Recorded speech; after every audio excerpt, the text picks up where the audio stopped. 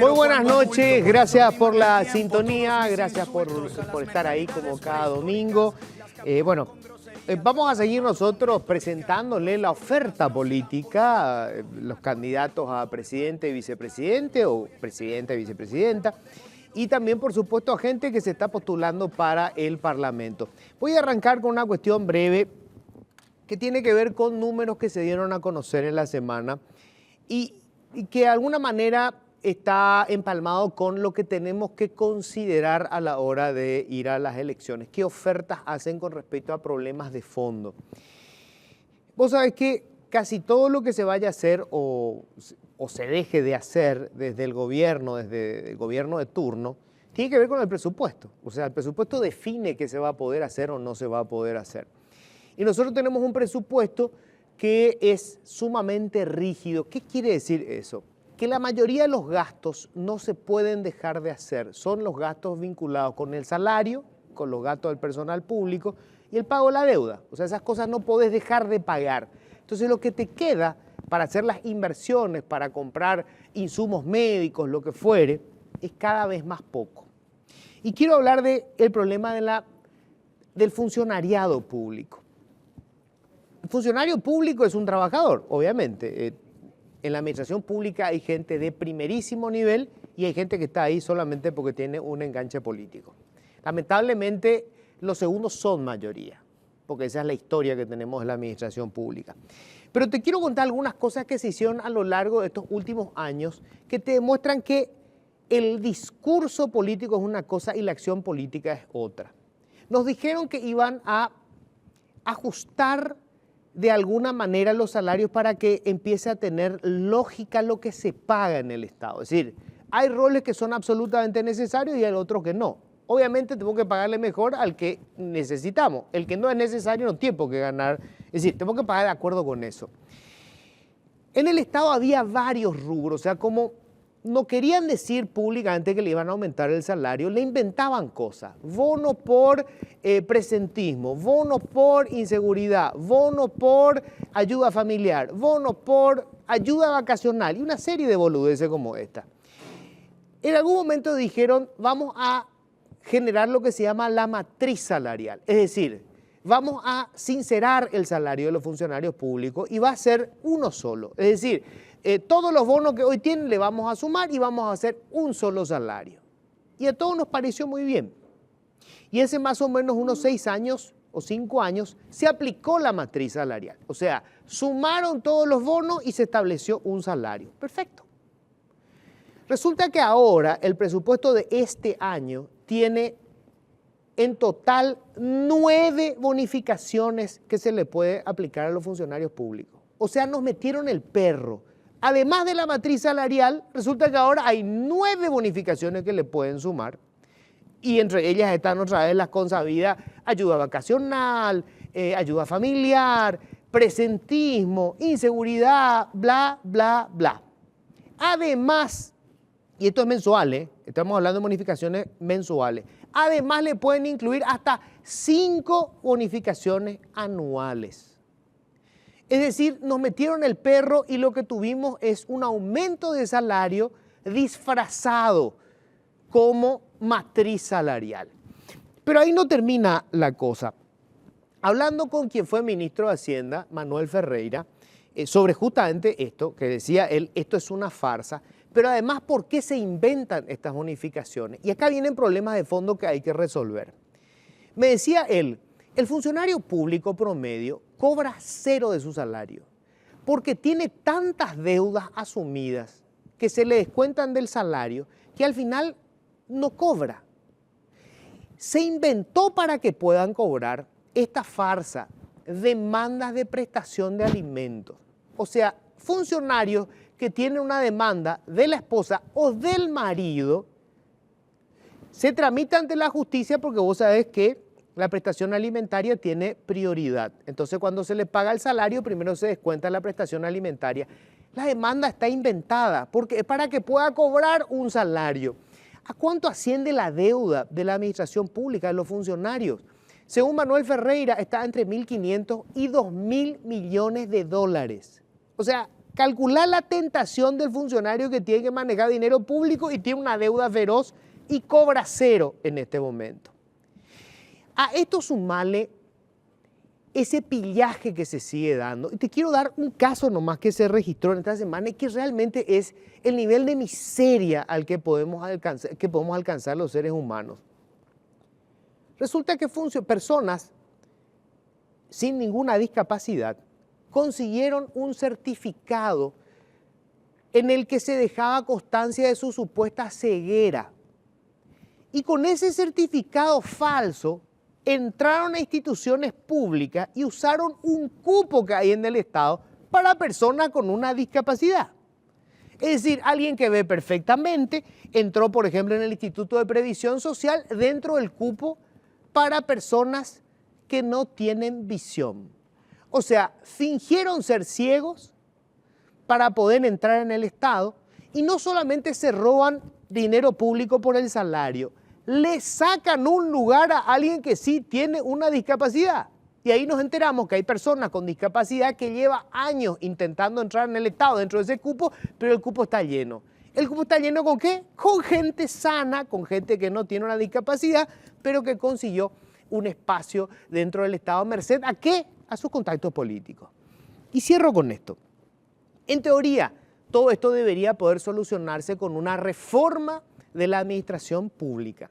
Hay un proyecto de ley que crea la carrera de la función pública. Está hace meses en el Congreso, encajonado en alguna de las gavetas. Así que cuando vayas a votar la próxima vez, escucha qué proponen con respecto a esto. La famosa reforma del sector público es una volaterapia. ¿Por qué? Porque son sus electores. Ahora, ellos son minoría. Depende de nosotros, que somos la mayoría y que pagamos estos salarios, generar algún cambio. Bienvenidos, señores, esto es Políticamente Incorrecto. Siempre digo lo que pienso. Bueno, ya les cuento rápidamente, hoy estamos con la chapa presidencial, una de las chapas presidenciales que se está presentando como oferta política. José Luis Chilaver, bueno, conocidísimo, probablemente uno de los deportistas más grandes de toda la historia. Hoy se lanza a la arena política. ¿Qué tal, José Luis? ¿Cómo estás? Un placer, Luis, estar contigo. Gracias, un privilegio. Gracias por venir. No, por favor. Bueno, y la doctora Sofía Seif, que en realidad para mí siempre fue un referente de la educación y ahora también se juega la política como candidata a vicepresidenta. ¿Qué tal, Sofía? ¿Cómo estás? Buenas noches a vos, Luis, y a todos los televidentes. Gracias a vos por permitirnos este espacio y hablar con nuestros compatriotas. Bueno, lo primero, José Luis, ¿por qué dejar, digamos, una carrera, bueno, ahora más que nada empresarial, entiendo, ¿verdad? Y entrar a la arena política a competir? ¿Por qué? No quisiera que Paraguay cayese como si fuera países como Venezuela o Cuba. Me preocupa mucho lo que pasa en el país vecino. Eso mismo se está contagiando acá en nuestro país. Crece muchísimo la inseguridad, por ejemplo, un problema tangible que todo el mundo conoce, pero también siempre tuve esa preocupación de jugando, ya sea por la selección, viniendo a jugar con los equipos que participaban en el extranjero, esa inquietud de meterme en la política, porque es tener sentido común. Y me digo, hace más de 10 años que recorro el país y conozco toda la problemática que tiene nuestra gente. Te voy a dar un ejemplo nada más. Un niño hoy en día en nuestro país toma solamente un cocido y ese es el alimento que tienen todo el día. Entonces eso nos impulsa mucho más con Sofía. Tomar esta decisión no es fácil. Como dijiste la vez pasada en tu programa, hay que encarar y pelearse con un sistema perverso, corrupto, lleno de impunidad, pero hay que ser patriota. Hoy es el momento de ser patriota para sacar adelante a Paraguay. Ahora, ¿cómo hacer para que esta presentación de ustedes no sea una cuestión meramente, digamos, testimonial? Porque vos sabés que enfrentar a el Partido Colorado, por un lado, Sí. la Concertación por el otro con el Partido Liberal, que tienen, digamos, toda una estructura. ¿Cómo hacer para competir y que tengas realmente una oportunidad de ganar? Primero lo tenés que cubrir las mesas. Vos sabés que si no cubrís todas las mesas, te comen los votos. Bueno, nosotros como el Partido de la Juventud, como partido político, no tenemos personas en la mesa, vamos a tener veedores. Para eso tenemos, por ejemplo, reservistas, que tenemos más de 150.000 ya con nosotros, prestos para cubrir las mesas. Ahí está el secreto, porque para ganar una elección. Después, caminando por todo el país, la aceptación es terrible. Caminamos tanto con Sofía y que hasta hoy en día no hemos recibido un solo insulto. Y toda una predisposición de que la gente confía y lo único que nos pide siempre es lo mismo, proteger a la familia, tratar de potenciar mucho más la educación, que nuestra gente pueda tener acceso a la salud. Lo que dijiste recién con el tema de los empleados públicos. O sea, a los empleados públicos, obviamente nuestro país funciona gracias a ellos, pero estoy de acuerdo contigo que hay que hacer la reforma. Eso está correcto. Y en tu caso, Sofía, ¿por qué lanzarte a la política? Porque yo creo que es tiempo de cambio y lo que hablaste al inicio, Paraguay necesita de grandes reformas estructurales y que están postergados de hace mucho tiempo. Claro que vamos a necesitar un poder político importante, pero como que los políticos hicieron un escenario donde ellos resuelven sus propios problemas y la solución de estos problemas que vos acabas de citar se posterga. ¿Por qué? Nosotros subsidiamos a la clase política con todas esas líneas que acabas de decir al inicio. Subsidiar en un país donde tenemos déficit fiscal, donde tenemos una deuda que es ya una deuda que llega al 38% del PIB, eso es sumamente grave cuando tenemos niveles productivos, o sea, no tomar en serio la situación fiscal, niveles de competitividad. Vos sabés muy bien en educación cuál es mi lucha. ¿Y por qué meto la educación? Porque sin duda alguna decimos vamos a atraer inversión extranjera directa, pero no es cierto si no somos competitivos. Entonces también tenemos discursos falaces en donde en un tiempo electoral yo lo que quiero es aportar verdades. Yo no tengo nada que esconder en mi vida privada. Nunca he vivido del sector público, vengo del sector privado. Un sector privado que realmente pelea sin tener un sector público competitivo. Entonces, desde las graderías, Luis, no se llevan a los grandes cambios. Y para mí, Roma no se hizo en un solo día. Por lo tanto, hoy día, así como vos decís, tenemos tantas personas que llegan, Sofía, vamos a ser veedores, listas y listas y listas y listas de veedores. Y como técnica en la tecnología estoy trabajando. Por eso no me asusta. Sí me asusta cómo hay un montón de políticos que creen que los cambios que Paraguay sangra de dolor en la necesidad no es el momento de hacer. Tenemos que cambiar. Un verdadero cambio necesita una ruta, Luis. Una ruta que tenga justamente esas líneas que vos acabas de decir. Obviamente que el presupuesto es sumamente importante, pero no tenemos ni siquiera presupuesto, subsidiamos los políticos. Eso es lo que hacemos. José Luis, vos decías, temo que caigamos en lo que caen nuestros vecinos, o Venezuela, o Cuba. Sí. Vos hablas de populismo. Correcto. Correcto. Correcto. Ahora, ¿el Partido Colorado es populismo? Sí, hoy en día es así, porque yo por eso renuncié al Partido Colorado, porque estas personas que están al frente del Partido Colorado no me representan. Y aparte, esta misma gente son los que nos han endeudado. Y hoy en día ellos solucionan con un abrazo republicano. Con nosotros no va el abrazo republicano. Nosotros estamos dispuestos a sacar adelante el país. ¿Por qué? Por ejemplo, si nos vamos en el área energética, Itaipú, que todo el mundo dice, quisieron vender a los brasileños. Todo el mundo se olvida. Pero Itaipú no siguió el plan maestro. En este caso, la ANDES debería potenciar mucho más, seguir el plan maestro de la ANDES, las inversiones, para que no tengamos nosotros los famosos cortes que tenemos hoy en día, porque hay falta de inversión.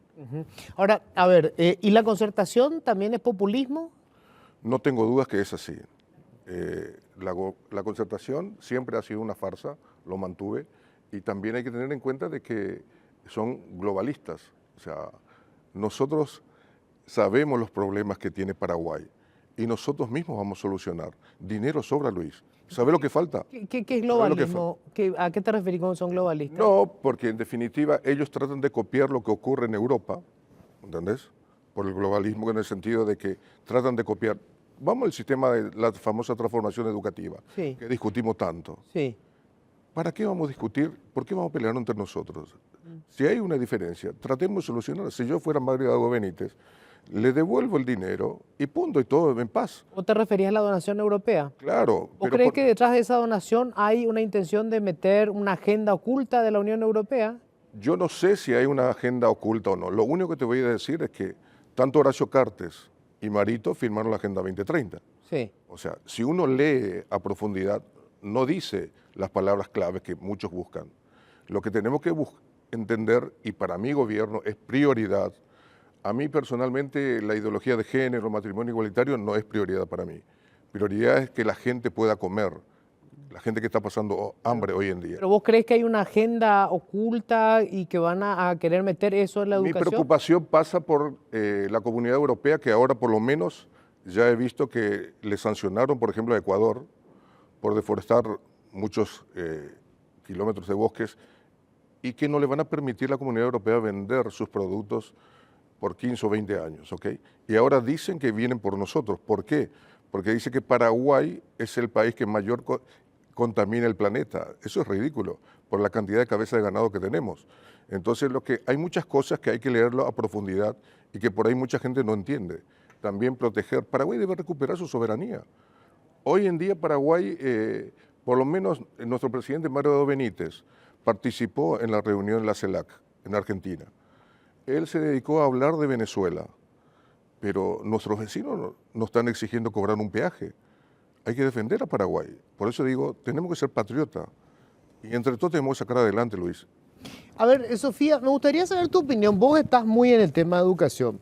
¿Vos crees que en este plan de transformación educativa había una agenda oculta? Tenemos que saber que hay batallas hegemónicas en el mundo en donde la razón de las guerras, entre comillas, es económica. Claro que tenemos escenarios bélicos como en Ucrania y Rusia, pero nosotros, cuando vos preguntás por qué no globalismo y sí negocios globales, yo creo que Paraguay todavía no industrializó nada de lo que es potencialmente rico e instalar una economía globalizada. Una economía globalizada lo trabaja desde su soberanía. El globalismo, ¿por qué entramos en un globalismo? Todos estos préstamos que incurrieron los diferentes gobiernos, es un gobierno supranacional. Entonces, negocios globales sostiene la soberanía de Paraguay. El globalismo, obviamente que si entramos en este nivel de endeudamiento, ellos van a marcar la cancha.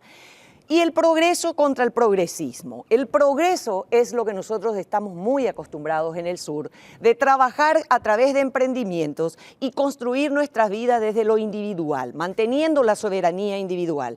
El progresismo también tiene intenciones bajo un plan explicitado o no, de recuperarte, de introducir en tu vida privada. Y ahí entra aquella discusión de ideología, de género, de todo aquello que nos mantiene peleados. Personalmente, dentro de la educación, el debatir ideología es estéril. Nosotros tenemos que debatir dentro de la educación cuáles son las habilidades emergentes. El mundo hoy reforma su educación con aquello que necesitamos saber, porque vino a cambiar un montón post pandemia, cómo nos desarrollamos, cómo trabajamos, cómo aprendemos. Si nosotros como país soberano conseguimos diseñar una política educativa que tenga bien claro los aprendizajes, que tenga bien claro cuál es la educación integral, respetando tu individualidad, nosotros podemos recuperar la soberanía paraguaya. Pero ¿por qué voy a tocar el punto que dijo José Luis de la soberanía energética? No, pero espera, no me respondiste todavía. La transformación educativa, quiero que sea muy directa. Totalmente. ¿Vos crees que en el plan de transformación educativa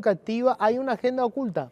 No es bueno decir que hay una agenda oculta. La transformación educativa venía del globalismo. El globalismo tiene un plan, que es natural, ellos nos prestaron el dinero, entonces ellos delinean qué es lo que tenemos que... ¿Quién es el globalismo? Todo el dinero de los macro bancos, nosotros tenemos que saber quiénes son. Estados Unidos es en realidad uno de los mayores prestamistas, pero en realidad la deuda de Estados Unidos hoy tiene más Japón que China. O sea, la guerra hegemónica económica a nosotros nos impacta cuando somos un país altamente endeudado. Y te repito, la educación es un eje en donde la evolución del humano marca la impronta. Todas las doctrinas de uno u otro lado podemos instalar en la educación. Ese debate ideológico que se trabajó en la transformación me parece estéril.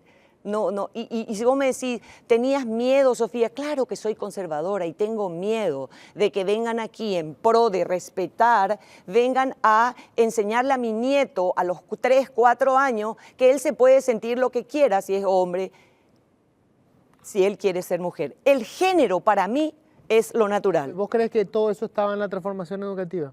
No escrito, porque nosotros teníamos trabajos técnicos hechos, pero hay toda una incidencia de las ideologías en eso. En este proceso corto, no, Luis. Yo leí, releí, pero hay, si vos ves afuera, ves lo que ocurre en los otros países, hay una introducción sistemática de una forma sencilla. ¿Cuál es la diferencia entre que vos mantengas tu individualidad, tu vida privada, tu sexualidad, y lo otro, que es hacer con que vos te sientas libre en un tiempo donde todavía no tenés conciencia de tu género? Otra cosa muy interesante, Luis, que ¿por qué nosotros vamos a tener un sistema educativo de Europa que nos quieren imponer si en España fracasó? Uno, yo soy padre de familia y yo no acepto que mi hijo, si es varón, vaya vestido al colegio de mujer. O sea, no acepto, pero también la gente tiene que entender. O sea, esa es la lucha, esa es la discusión, porque en definitiva tenemos que buscar tener un sistema educativo bueno, porque ahí está el desarrollo de un país. La educación es la base del éxito. Ahora, ¿y vos crees que si Quiero ganara... terminar con un ejemplo. Sí, a ver. Médico paraguayo, amigo mío, hace 4 años se volvió de Europa y sus hijos le decían, papá, yo no quiero vivir acá. Yo soy varón, ¿por qué me van a exigir ir vestido a la escuela de mujer? Entonces yo digo, ¿por qué? ¿Él entraba en un colegio donde le exigían que vaya vestido de mujer? Así es. Y acá en Paraguay hay una escuela, en Ciudad del Este, que están enseñando ya que existe una familia homoparental.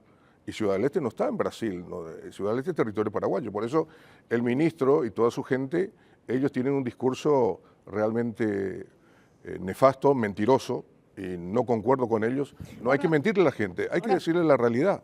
Chela, a ver, pero este es un gobierno colorado, Sí, o sea, quiere decir que el Partido Colorado está con eso. claro, claro. O sea, si Santi Peña gana las Sí. elecciones, esto se va van a llevar adelante esta agenda. Pero contigo, Santi Peña dijo que él estaba a favor del matrimonio igualitario aquí, ¿o no? ¿Sí o no? Sí, sí. Bueno, Después después... se le dijo, pero sí lo dijo. Sí lo dijo. Pero la Agenda 2030 lo firmó Horacio Cartes y lo ratificó Marito. Lo que pasa es que cuando se tiene este problema nadie se quiere hacer cargo, se echan la culpa, pero en el fondo hay que buscar la solución. Yo lo que digo es que no debemos ya pelear entre todos, buscar la grita. Vamos a buscar las soluciones. Ya los problemas los tenemos. Ahora te pregunto, porque mucha gente estará recordando esto, José Luis. Vos en el 2008 le apoyaste a Lugo Sí, señor. y en el 2015 apoyaste a Cartes. Sí, correcto. O sea, vos te diste cuenta después que ambos estaban en esto, es decir, en ese momento... Primero, Lugo nos engañó a todos. Convengamos que es así. Él prometió que iba a sacar adelante el país, pero se alió directamente con Chávez, que fue nefasto para nuestro país. También le apoyé en su momento a Horacio Cartes. Lo que está claro es que todos los candidatos que yo he apoyado nunca ocupé ningún cargo en el Estado. Siempre les dije a los candidatos de que hagan bien su trabajo y que por lo menos saquen a Paraguay adelante. ¿Pero crees que te equivocaste, digamos, hoy mirando para atrás, decir fue un error Mira, haberle Luis, apoyado? este es como un partido de fútbol, no sabe cómo va a salir. Uno confía en un candidato, te promete, y después no cumple, ya no es culpa mía. Lugo viró al socialismo, nefasto, fue lo peor para nosotros. Yo no quiero que Paraguay se convierta en Cuba y en Venezuela, como te dije al principio. Ese no es el camino. ¿Qué opinás de esto último, estas sanciones a Horacio Cartes y al vicepresidente Hugo Velázquez? Ayer el general Pozo presentó en nuestro PC justamente un libro donde él habla cómo el sistema del narcotráfico, de todo lo que es la parte de... Las mafias. De lavado. Quiero usar el evasión. término mafia porque está muy trillado en la política, pero es como que cuando vos lees su historia decís, pero pucha, cambiaron de nombres, pero la estructura sigue. Y eso es muy doloroso, ¿saben? Porque realmente nosotros los paraguayos tenemos potencialidad y eso es lo que duele. Por eso que debatir ideología en un tiempo tan necesario de pragmatismo, yo creo que es estéril. Yo le voy a meter todos valoramos aquí Singapur, Singapur, Singapur. Y vamos a ir a la tenencia de la tierra. Singapur es dueño del 90% de la tierra que ellos tienen. ¿Y cómo me explicas el desarrollo económico que tienen? ¿Te referías al Estado? Al Estado. 80% de las casas de los singapurenses es del Estado. Entonces, ¿cómo me explicas? El problema de la tenencia también hoy lo mismo. día es decir, es como pensar en el pasado. Tenemos que hablar del desarrollo del Paraguay, incluyendo el desarrollo rural. Por eso es que tenemos muchos problemas. Y ayer, ese día del lanzamiento del general Pozo, escuchaba cómo realmente se malversó la tenencia de las tierras en nuestro país. Entonces vamos a entrar en un sendero de guerra. No, tenemos que encontrar bajo la justicia y la paz un proceso que todos los paraguayos podamos realmente generar riqueza desde lo individual. Tengo que hacer la pausa, pero muy interesante esto, me parece sumamente interesante ver cuál es la visión que tienen ambos, ¿verdad? Obviamente, con respecto a eso, la tierra, los grupos criminales, el lavado de dinero, toda esta historia que es sumamente importante. Voy a hacer una brevísima pausa. Me voy con un par de recomendaciones, pero quédate porque esto está más que, está caliente el tema, me gusta, lindo está. Llega convencido con amor de patria, con la fuerza inmensa de acción popular, por lograr los cambios para el bien de todos y alcanzar la gloria de este Paraguay. Es tiempo de cambios y compromisos, de forjar la historia de un nuevo pensar. Esto que estamos escuchando es sería el himno del partido, ¿verdad? Así es, el himno del la Partido de la campaña. Comunidad, así mismo. Mira, en exclusiva estamos escuchando. En exclusiva es Dani Cortázar y Rubén Domínguez. Son dos genios paraguayos de la música, agradecidos porque han hecho una canción espectacular que es un diseño espectacular y lo hemos dicho, para ser número uno hay que trabajar, ser duro, sacrificado, como lo haces vos, porque yo te quiero reconocer tu gran trabajo en vivo. ¿Por qué? Porque nosotros los paraguayos cuando existen cosas positivas no lo queremos decir en público y es bueno reconocer. Gracias. Eres un gran profesional. Gracias, José Luis. Bueno, me gustaría hablar un poco ahora de la propuesta económica. O sea, a ver, un repaso rápido. Tenemos un nivel de endeudamiento que ya llegó al tope, decía bien, 38% del Producto Interno Bruto, ya no hay margen para endeudarse. Y tenemos nosotros una serie de situaciones explosivas que vamos a vivir probablemente entre este y el año próximo. La caja fiscal, que ya está en una situación de crisis absoluta. Tenemos una cantidad ingente de demandas sociales. El tema de Itaipú, que hay que renegociar. Empecemos con el tema impuestos. O sea, todos dicen no hay que tocar los impuestos. ¿No hay que tocar los impuestos?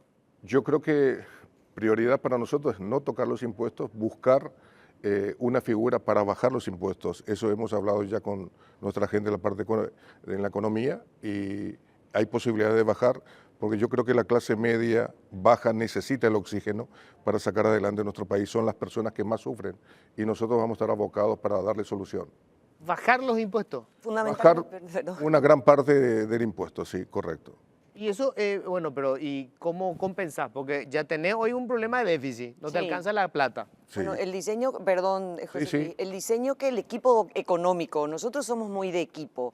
José Luis, por ejemplo, está bien, hay que contarle a la gente que nosotros estamos trabajando técnicamente y José Luis tiene jugadores en la cancha, es así su manejo.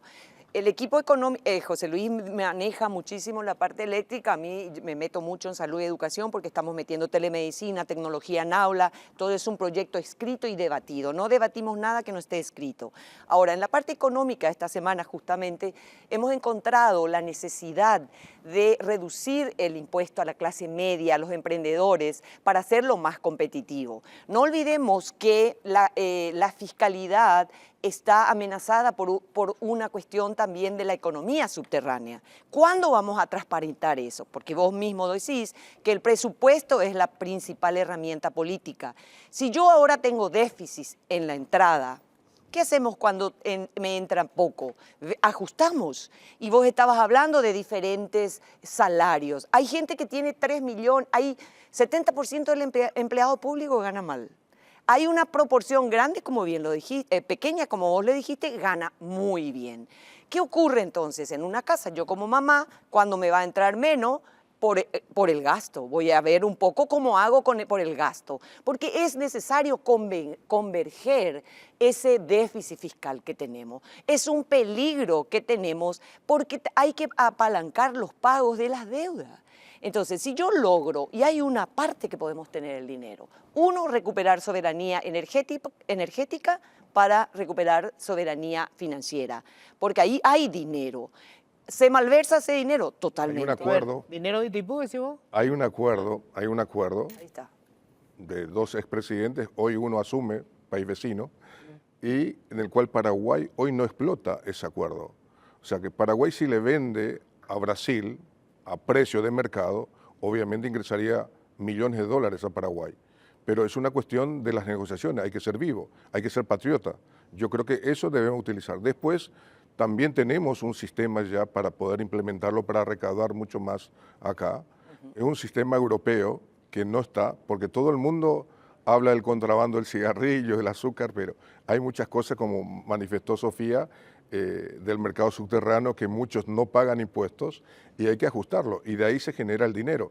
También hay que tener en cuenta de que hay que decirle a la gente, Paraguay sobra el dinero, lo único que hay que dejar de robar y ser justos. A ver, reducción del impuesto para la clase media. Estamos hablando de inversores, pequeños Correcto. empresas. Emprendedores. ¿Qué es? Impuesto a la renta. El impuesto a la renta de las empresas. Así es. Reducimos la tasa. Hoy está en un 10. Así es. Y otra cosa que tenemos que ¿El lograr. IVA, el IVA también tocamos?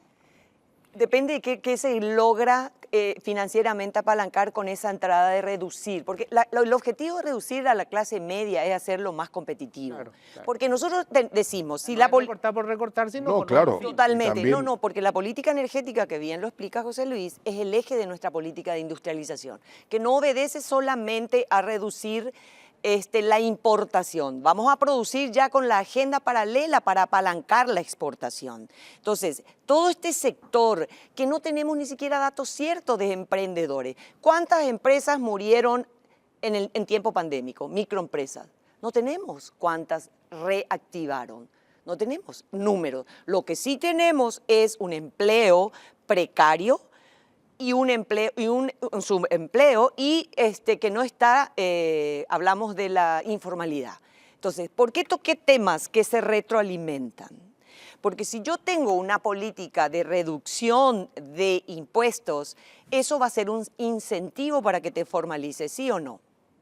Sí, bueno, pero lo vienen hablando hace rato. Sí, pero hay que nadie lo hacer, ejecuta. Hay es que voluntad hacerlo, alguna vez hay que política. hacerlo. Pero también, Luis, convengamos de que si llegamos a ser gobierno, nosotros vamos a tener credibilidad, cosa que lo que estuvieron no tienen. Entonces, por eso nos vienen inversores. Entonces, esa es una opción válida que tenemos nosotros.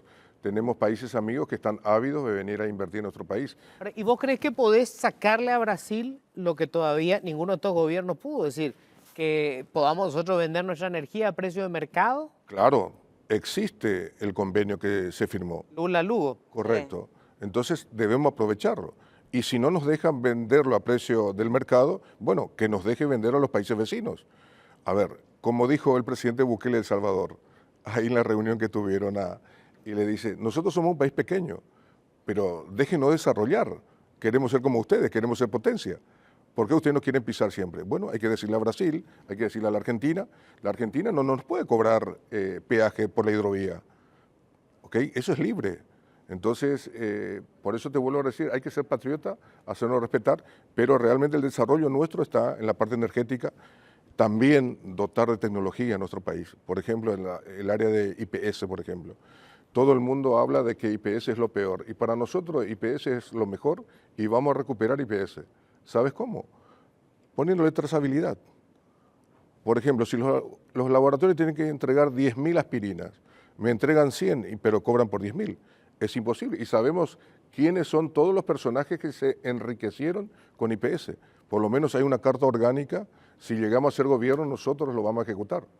Hablamos de la tierra, ¿no? Un problema en Paraguay es que hay una alta concentración de Sí. la propiedad de la tierra, es un hecho. Ahora, eso también es el sostén del modelo económico que, digamos, se sostiene hasta hoy en la exportación de soja y carne, ¿verdad? ¿Qué plantean ustedes? Algunos dicen, no, hay que expropiar, otros dicen, no, vamos a regularizar las tierras, otros dicen, no, dejemos ya que sea el gran capital el que explote esto. ¿Cuál es la idea? Luis, no tenemos cartografía como país, no sabemos dónde está delimitado Paraguay. Eso es una locura, es como si fuera a tener una casa sin escritura. Entonces, por eso hay, qué sé yo, superpoblación de escritura en el mundo, o sea, pisos y pisos Sí, de claro. las tierras del Chaco. Prioridad para nosotros es tratar de dotar de tecnología a nuestro país. El proyecto nuestro, para mi forma de ver, es desarrollar el Chaco paraguayo, por ejemplo. El sueño mío. El Chaco, Paraguay. El sueño mío, por ejemplo, tener una pista en Mariscal Estigarribia, hacer un aeropuerto internacional donde el cual los vecinos de los brasileños del sur, en vez de ir a San Pablo a Río, vengan ahí en el Chaco y salir para Estados Unidos, ir a Europa, así es. Entonces, desarrollar eso. Después, que vengan también empresas, los aviones, tener hangares para que vengan a hacer el service del avión, uno. Después, obviamente, cuando uno habla, necesitamos energía. Y la gente no sabe, la energía, por ejemplo, se nos está acabando. Hasta el 2030, 32, según los ingenieros que he conversado, que están en el equipo nuestro, tenemos que buscar ya la alternativa. Y la energía solar es clave en este caso. Y por eso tenemos que desarrollarlo en el Chaco. Es el lugar ideal. Y con respecto a eso que decía, lo de Singapur, es decir, yo no sabía esto que el 90% Bueno, de la en tierra son del Estado. Japón, las personas tienen 99 años, figura que es el dueño de la propiedad, pero cuando fallece no le vuelve directo a los hijos, se queda el Estado cuando uno fallece. Y ahí el Estado otra vez se queda para poder darle a otra persona, pero realmente son sistemas que nosotros estamos alejados porque nuestra gente hoy en día lo que busca justamente es eso, tierras. También hay que decirle a nuestra gente que cuántos años ya el Estado le dio sus tierras y muchos paraguayos vendieron sus tierras y después vienen a pedir otra vez porque nunca se hizo un censo para tener un control. Eso es cierto, porque desde la era Lugo yo siempre decía, ¿dónde están todos los que ya recibieron la tierra? Porque era como una cadena de nuevos para la tenencia de la tierra. Sin duda, este año hay una proyección interesante del crecimiento económico que está sostenido nuevamente por la soja y la carne. Por eso que no podemos destruir la gallina que pone huevos de oro. Siempre planteo que debemos instalar otros motores de la economía. ¿Sabes por qué no se atreven? Porque el eje es el capital humano. Si nosotros vamos a desarrollar, todos dicen, producimos alimento. No, en realidad tenemos que mejorar, agregar valor a la producción de alimento, biotecnología en el alimento. ¿Porque tenemos materia prima? Claro que sí, pero significa tener una infraestructura fundamental para la transferencia de tecnología y esa producción, que es el Internet, José Luis. ¿Por qué hablo del Internet? Porque nosotros no nos sentamos en la mesa de los que nos sirven el Internet. Recibimos Internet de nuestros países vecinos. No tenemos un puerto internacional franco, por ejemplo, en Santos, en donde teníamos que desarrollar la entrada y la salida de la fibra óptica. Una suerte de línea de 500 kb hasta el Atlántico. Del mar, exacto, correcto. que entre Internet. Ahí ese Internet realmente va a ser para producir bienes y servicios. ¿Cómo financiamos? Porque debe costar una fortuna. Eso. No, en realidad, porque tenemos un puerto franco, ese territorio físico de Santos. Claro, pero tenés que tener la conexión hasta el Atlántico, el cable viene de allí. Entra Principal. por ahí. Pero nosotros tenemos, ¿cómo entra ahora el Internet en Paraguay? A través de Argentina, Brasil. Claro, por el río. Pero cuando vos sos dueño de la entrada y de la salida, no usás sus canales. Esa es la diferencia. O sea, vamos a tener mejor velocidad, vamos a tener la transferencia de datos móviles. ¿Por qué el Internet es muy importante? Porque esa es la primera brecha que tenemos que romper en sectores carenciados. Correcto. Porque yo puedo dotarte a vos, mamá emprendedora, que haces calza, te doy Internet, ella vende en línea todas sus calzas. A lo que voy es, la economía del mundo hoy día se estructura en tecnología y fundamentalmente la infraestructura Internet. Si no resolvemos eso, también vamos a tener otros problemas, porque a medida que, por eso viene lo del satelital, porque todo lo que es fibra óptica necesita de un desarrollo en los territorios que si no lo hiciste antes es caro. Por ejemplo, todo esto, no sé cuánto hizo este gobierno de ruta, no hay 1 metro de caño negro. Tendría que por ahí ya estar, aunque no se use. Entonces después conectábamos. No, señores, tenemos que volver a hacer. Falta de planificación estratégica. Hacemos siempre las inversiones bajo coyuntura o parches. Por eso que el proyecto Chilaver tiene una estrategia país, que tiene 4 ejes fundamentales. Uno es la infraestructura física, porque nosotros tenemos que saber que la conectividad de Internet puede llegar antes que las rutas en Bahía Negra, por ejemplo, donde hay hambre. ¿Por qué necesito Internet a distancia? Por la telemedicina.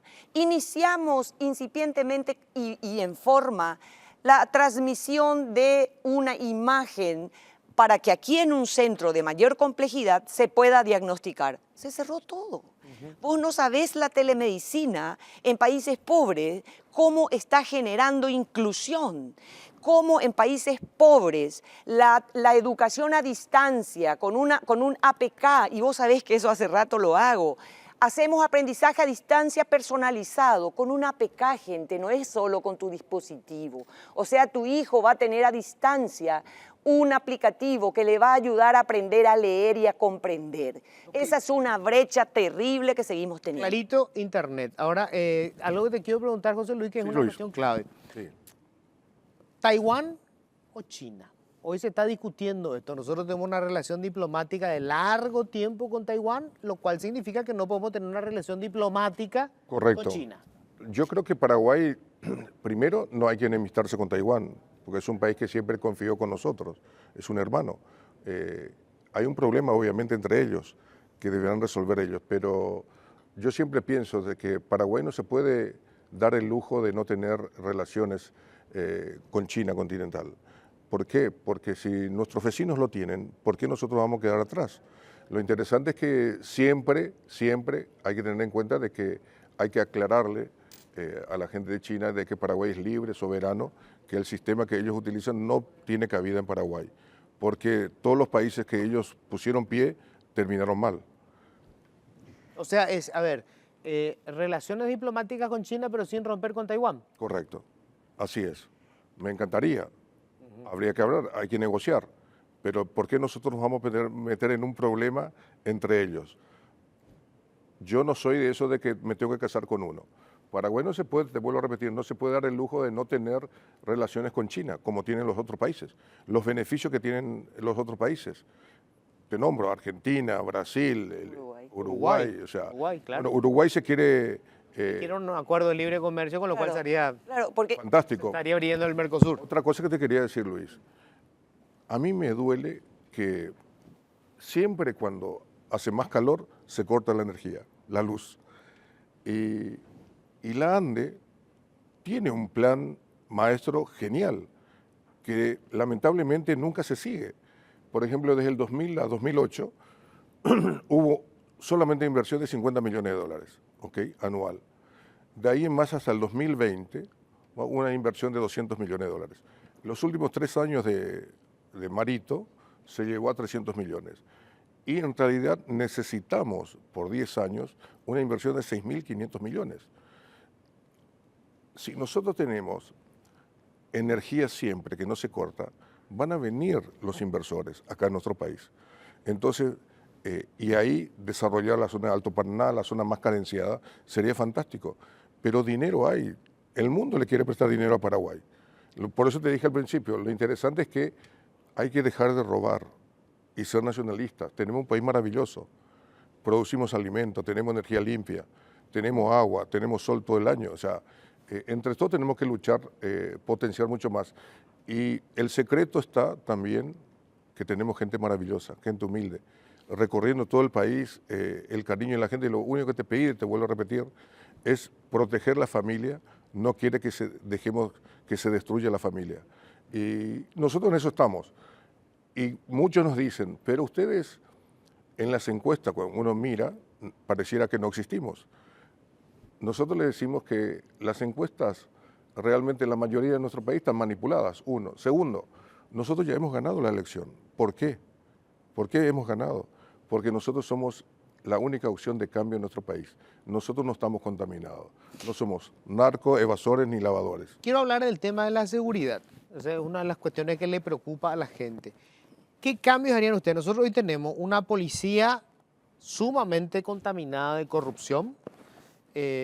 Tenemos una un avance brutal de las organizaciones criminales transnacionales.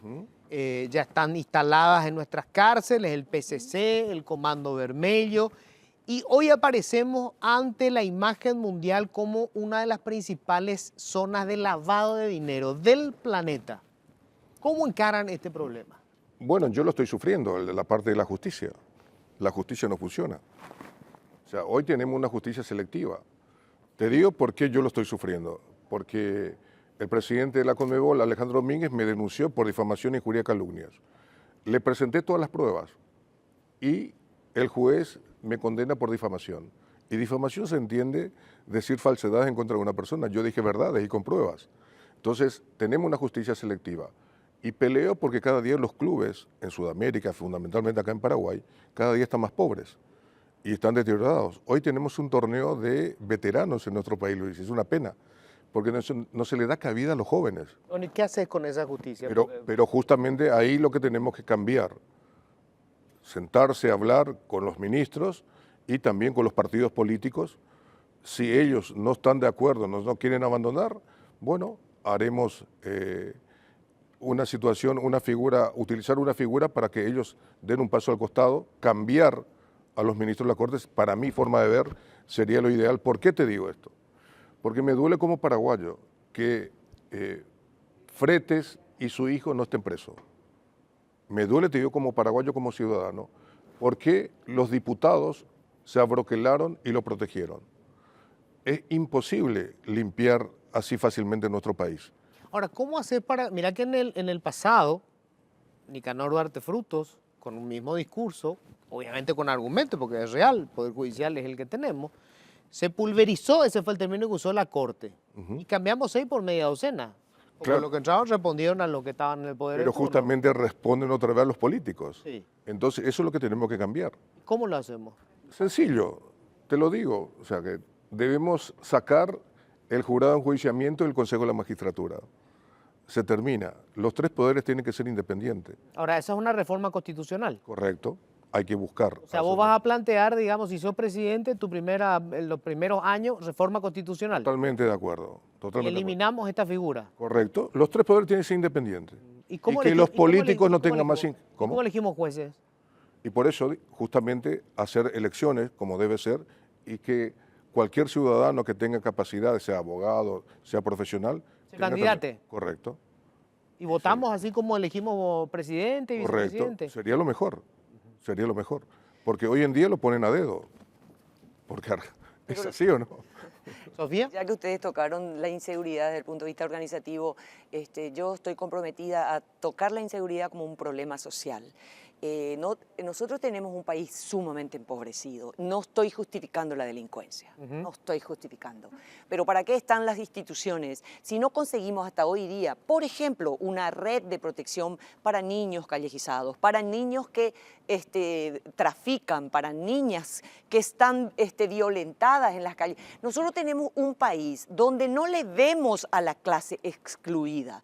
Entonces vos me decís, pero Sofía, hablaste de riqueza, riqueza, riqueza, porque justamente si nosotros vamos a apostar a la generación de riqueza, a las habilidades, tenemos que instalar con los que peores de punto de partida tienen. Por eso te decía de que para mí el Internet, bajar un Internet en asentamientos hoy día, puedo tener seguridad para mis niñas, puedo tener educación para ellos en tanto y en cuanto la organización educación no le brinde, porque hay muchísimos niños en los asentamientos sin estudiar nada. Yo puedo llegar hoy con internet y una carpa a esos niños. Entonces, el problema de inseguridad es un problema social, es el resultado de la exclusión sistémica que tuvimos por un crecimiento económico que no llegó a todos los paraguayos. Y para peor, quedaron grandes generaciones ignorantes y viene la pandemia con la tecnología y menos habilidad teníamos. Entonces, vamos a recuperarle a los paraguayos, vamos a recuperarle a las familias. Necesitamos trabajar con las familias excluidas, pero eso no significa desde un punto de vista socialismo. Yo creo en la generación de riqueza en todos los sectores, porque vengo de ese sector. Perfecto. Se me va el tiempo, José Luis, quiero preguntar tu opinión sobre, ¿qué opinas de Santi Peña? Creo que si llega a ser presidente, se va a preocupar más de proteger las empresas de su jefe, en este caso Horacio Cartes, que preocuparse por el pueblo. ¿Y qué opinas de Horacio Cartes? Un hombre que trabajó, es un empresario paraguayo que hoy tiene un problema muy serio con los americanos. Es un problema que deberá resolver él, ya que la justicia paraguaya no lo resuelve. Efraín Alegre. Un hombre que se ha presentado siempre en las campañas políticas, pero veo y noto que la gente no lo quiere. Payo Cubas, vi que tuvieron un encuentro en estos Tuvimos en días. Cerro Negón con Payo. Realmente fue un encuentro buenísimo. Me gustan algunas ideas de él, pero nunca hemos tratado de que si se va a bajar él o yo, nos respetamos. Sé que tiene amor por nuestro país y bueno, si con el tiempo veremos si podemos trabajar en equipo. A mí me encantaría poder trabajar con él. ¿Por qué no? José Luis, muchísimas gracias. No, al contrario, gracias por el espacio y vuelvo a repetir, a veces los paraguayos tememos, no queremos tomar estos desafíos, nos hemos metido en la política para buscar transparentar y que nuestra gente pueda vivir mejor. Y la única opción que tenemos y decirle a la gente que hay dos cosas que le podemos dar, lealtad, honestidad. Pues yo fui un baretentero, betabe, poro, jaijú, taiterei. Sofía, muchas gracias. No, yo soy la agradecida y quiero agradecerte algo. Vos siempre das espacio a las mujeres y quiero contarle a las mujeres del país. Si estoy con José Luis Chilaver es porque él armó una gran plataforma para mujeres. Candidatas a nivel país, muchísimas. Somos las mujeres las que vamos a reconstruir nuestro Paraguay. Y todas, no solamente de un sector político, todas las mujeres, este es nuestro momento. Algo que se menciona a menudo cuando nos acercamos a las elecciones es que no hay oferta electoral, que la gente elige el mismo cachivache de siempre porque no tiene para elegir. Y eso no es cierto. Y la prueba de eso son los que integran hoy esta mesa, son todas figuras nuevas para la política y que además, digamos, han destacado en el trabajo en el que estuvieron haciendo cada uno en su área de competencia. Y ya les cuento, estamos con Joana Ortega, es candidata a diputada por la Alianza por Asunción. Hola, Joana. Buenas noches, Luis. Un gusto estar acá nuevamente. Gracias por venir. Pedro Mayor Martínez, candidato a senador por la Alianza del Encuentro Nacional, juez hasta hace poco. Pedro, ¿qué tal? ¿Cómo estás? Buenas noches, Luis, y gracias por la invitación. Y Robert Cano, candidato a senador por la Alianza del Encuentro Nacional, hasta hace poco viceministro, trabajador por el tema de la educación desde siempre. Hola, Robert. ¿Cómo estás? Un saludo a la gente también. Lo primero que le quería preguntar, cuando ustedes deciden candidatarse y buscar ocupar un lugar en el Parlamento Nacional, ¿por qué? ¿Qué los motiva sabiendo desde el vamos que ese es un cuerpo colegiado y que si no tenés los votos suficientes, lo tuyo pasa a ser casi siempre testimonial? ¿Por qué meterse igual? Joana. Bueno, porque yo creo que en gran parte donde más se siente la crisis de representatividad y esta falta de credibilidad en la política es en la Cámara de Diputados. Y soy también una convencida de cuando peor las cosas están y cuando más falta de credibilidad en la política es que los ciudadanos tenemos que involucrarnos a transformar esa realidad. Puede parecer utópico, pero yo creo que se dan algunos casos y que necesitamos amplificar eso, amplificar la cantidad de representantes que verdaderamente lleven demandas ciudadanas y no respondan a un patrón como hoy sucede, que no respondan solamente a un bloque, a un partido o a un sector político, sino a toda la ciudadanía. Y en ese ánimo de mejorar la representatividad, justamente es que me postulo a la Cámara de Diputados por la lista 2, la Alianza por Asunción. Y en tu caso, Pedro, porque vos hoy estás jubilado ya, ¿verdad? Yo estoy jubilado. O sea, podrías estar tranquilo en tu casa, escribiendo un Es así. libro. ¿Por qué meterte acá donde vos sabés que en muchos casos te vas a frustrar porque la mayoría de los votos son los que definen para dónde va la cosa? Yo creo que en parte me decidí por la invitación de Katia González y de Soledad Núñez. Son dos personas jóvenes, pero con una gran trayectoria en la lucha y sobre todo en el caso de Soledad, el profesionalismo como ha encarado siempre todos sus proyectos. Y Katia es una inspiradora. Me inspira directamente su carrera política, porque en el discurso de Katia se observa, primero, coherencia. Coherencia en la búsqueda de objetivos claros, transparentar ese legislativo que de la Cámara de Diputados ha establecido una lucha frontal a muchos privilegios y ha llevado adelante proyectos sobre todo en cuanto a la defensa en la Cámara de Diputados, ha enviado esos proyectos también a la opinión pública, porque Katia realmente representa la voz en diputados, una voz inteligente, una voz con presencia, no solamente como una anteproyectista de algún proyecto de ley, sino también en la defensa de esos proyectos. Y la ciudadanía tiene que empezar a creer en estos discursos coherentes, no simplemente en discursos vacíos que no nos llevan a nada. Esa es un poco la línea que me inspira, porque en la Cámara de Senadores uno va a tener libertad, independientemente que quizás no consiga los votos, pero tiene libertad de armar un discurso coherente y empezar a construir democracia y república con una ciudadanía que está expectante de lo que tengamos que decir desde ese fuero.